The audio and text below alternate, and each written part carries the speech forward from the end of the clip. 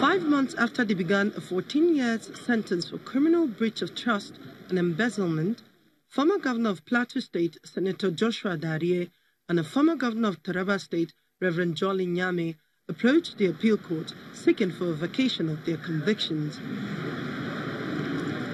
In the case of Senator Darie, the appeal court led by Justice Stephen Ada held that the lower court erred when it handed down the maximum sentence of 14 years to the former governor, as he is a first-time offender.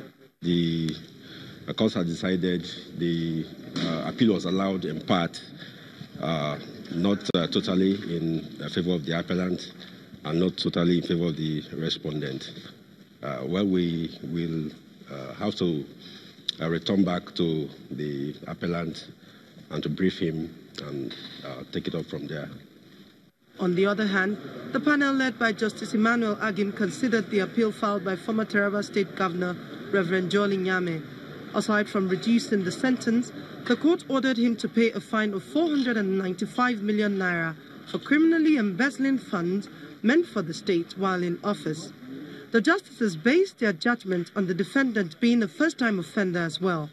But the court insists that he should pay a fine based on the provisions of Section 315 of the Criminal Code Act. We are satisfied with the judgment. So this very sound judgment is throwing more light on the fight against corruption.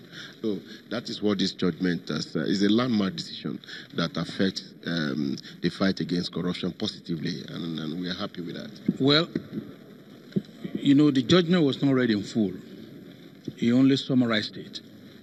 Until the full reasons are read, then we may not be able to comment competently. So I'll rather wait until I have the full judgment, read it carefully, reflect properly, consult authorities, and then before I will know whether, for example, the question of fine, I was hearing of it for the first time today. Throughout the arguments, it never came up.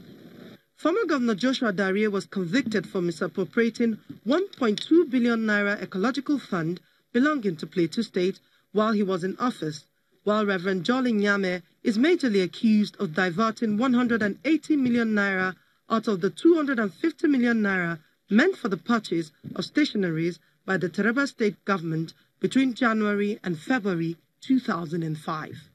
Amaka Okafor, Channels Television News.